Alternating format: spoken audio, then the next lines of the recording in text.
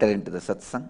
In Bhagavad Gita, 5th chapter, Sannyasa Yoga, 16th verse. Jnanena tu tadajnanam yesham nashitamatmanaha tesham adityavajnanam prakashayati tatparam. Jnanena tu tat ajnanam yesham nashitamatmanaha tesham adityavatjnanam prakashayati tatparam. The translation. On the other hand, they whose ignorance of the essential nature is destroyed by the consciousness thereafter illumine and manifest the sacred knowledge like the sun. On the other hand, they whose ignorance of the essential nature is destroyed by the consciousness thereafter illumine and manifest the sacred knowledge like the sun. Nothing compared to Krishna to be a orator. If it is Shiva's words, I have to add at least 2 words extra or reduce few words. Shiva's language is a very common man's language. Of course, mass can understand, common person can understand. That's the speciality of Shiva. Great philosophies he will express in common man's language. Krishna, even a simple instruction, he will sing in poetry. Even a very simple thing, he will say it in such a sophisticated way that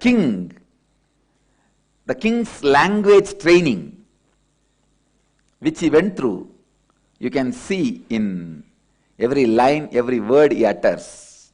After all, he was trained in Gurukul, polished, prepared to be a king. So naturally his language, body language, lifestyle, skills, everything is of kings. You can see very clearly how beautifully he puts the whole thing. On the other hand, they whose ignorance of the essential nature is destroyed by the consciousness thereafter illumine and manifest the sacred knowledge like the sun. One of the best entertainment time pass I have is just read the Gita verses, nothing else. I won't even get into the explanations, stories and all that. Just Sanskrit verse and English translation. I tell you guys, Gita is not just philosophical book. It's a very powerful entrainment. The sacred secret you need to know from this verse is you don't need to gain knowledge. You don't need to gain enlightenment. Please understand, it is there like a sun. It is shining always. All you need to do is work on removing the ignorance. The biggest problem is, please understand, this one small understanding shifts the way you put your efforts. If you think knowledge needs to be gained, you will continuously spend your time only in reading, accumulating knowledge. No. That is why yesterday when somebody asked, what is the importance of knowledge in the spiritual path? It's like a reading menu card. That's it. See, once you have the basic principles explained to you, now your effort has to be only in the line of destroying the ignorance, not gaining knowledge. The enormous amount of literature is produced. In course of time, the gaining knowledge itself takes 200 years.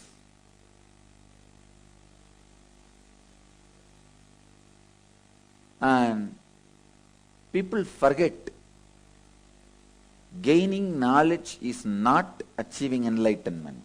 It is like a menu card. Knowledge is like a menu card. You can't go without reading it.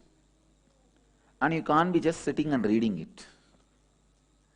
Once you read it, plan to eat. You need to have the book. It's not that you will scramble around. It is not that you can do without menu card. But continuously reading the menu card is not going to work. Jnanena tu tat ajnanam esham nashitamatmanaha tesham adityavat jnanam prakashayati tatparam.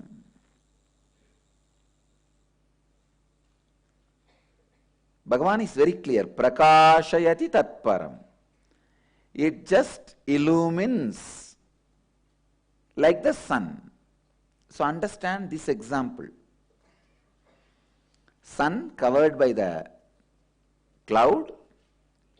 Now the cloud needs to be dispelled.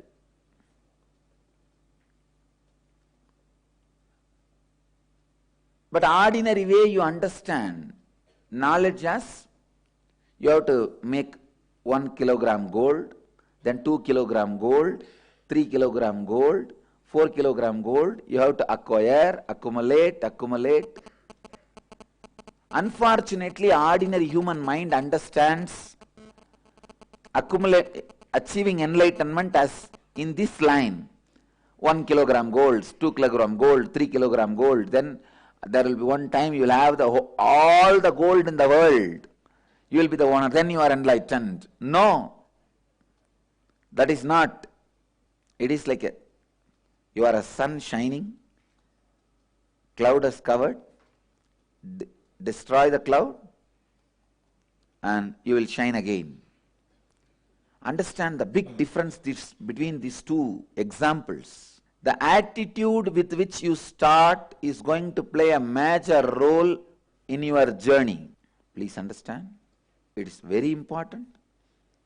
The attitude with which, the understanding with which you start your journey is very important in the success of your journey. Knowledge is not acquired like inch by inch. It's only the revelation, illumination, enlightenment. Just the clouds are destroyed, over. Whatever is shining as usual. The right attitude. I will call only this as knowledge, which you know. You are a sun covered by the cloud and the cloud needs to be dispersed and you need to shine. I will call only this as knowledge. Like a menu card. Reading the menu card, I tell you. Getting the taste of knowledge means just reading books and information is one of the worst addictions which can keep enlightenment away from you. I tell you, it is much worse addiction than alcohol, marijuana, anything, because in marijuana, alcohol and other addictions at one point you will realize, because whole world is against it, whole society is against it, at one time you will suspect you are doing something wrong. But reading books, whole world supports it. I tell you. Don't get addicted to reading books. Once in a while, Ramana Maharshi answers this problem very beautifully. He says, the ultimate is Satsanga, means being with the truth, Sat, in unclutched way. If you want maybe little time, you can spend with the master. Please understand, little time. You can spend in his physical presence. If that is also not available, at the most you can spend little time with his books. He says, after these three, no other option. He says, never ever your brother disciples are friends. Ramana Maharshi was very clean. No disciple-disciple relationship.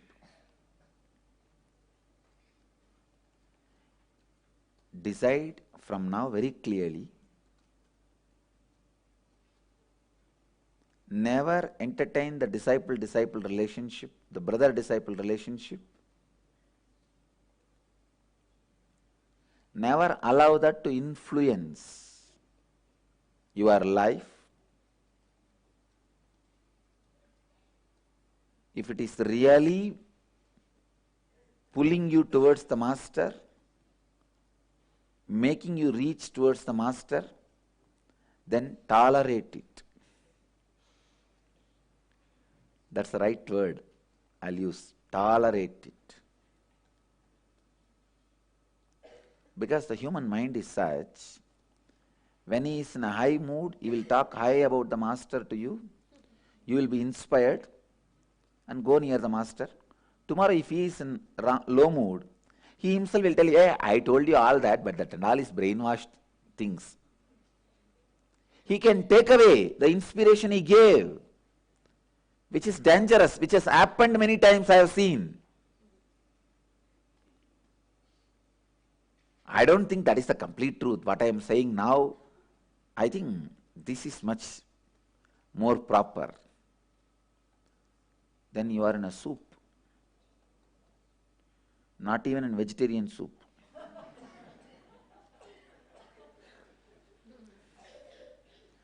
You are in a non-vegetarian soup.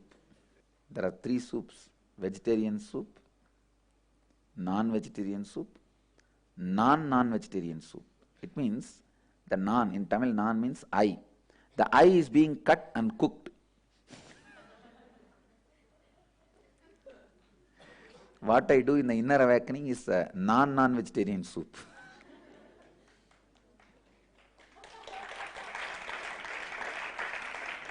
The I is getting soup. So understand, you will neither be in vegetarian soup nor be in non-vegetarian soup. You will be in non-vegetarian soup. Means your body will be boiling.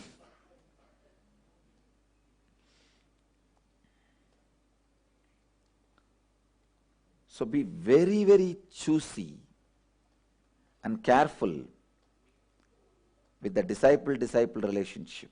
Jnanena tu tat ajnanam esham nashitamatmanaha tesham adityavat jnanam prakashayati tatparam. So understand, this verse is more like a GPS, showing you the right path, right route. Right GPS is very important for your journey. So please understand, in this beautiful verse, Bhagavan is showing you the attitude with which you need to work. If you are working with the attitude of accumulation, your actions will be different. You will be spending more and more time in receiving the information. But if you are working with the attitude of this dispersing the cloud, you will be working more and more with the practice, techniques, kriyas, meditation and unclutching. So the attitude is going to decide the practice you are going to choose. The practice you are going to choose will decide the result you are going to have it.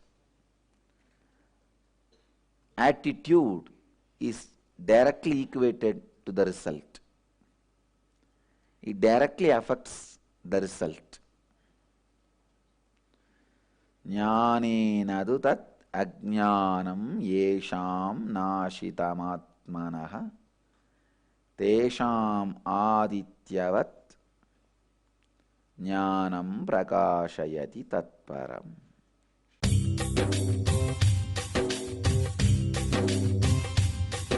जीवन मुक्त Paramahamsa Nithyananda, a rare living incarnation, is named among the world's 100 most spiritually influential personalities today.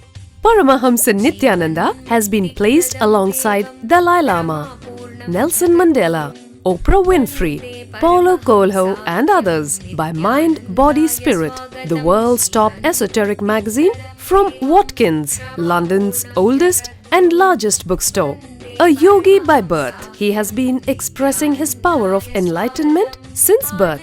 He has authored more than 500 books in Tamil and English. Translations of these books are available in 26 languages in Telugu, Kannada, Malayalam, Hindi, Sanskrit, Gujarati, Oriya, Bengali, Marathi, French, Malay, Polish, Portuguese, Italian, German, Danish, Spanish, Russian and Chinese. He is also an exemplary speaker with over 10,000 hours of profound life solutions through his discourses. Social services such as Annadan, free medical care, free educational services with ashrams, schools, temples, hospitals established in more than 140 places around the world, offering exceptional services. A powerful spiritual healer who has healed millions of people of diseases from migraine to cancer. A Kriya Yogi who has formulated Kriyas for physical health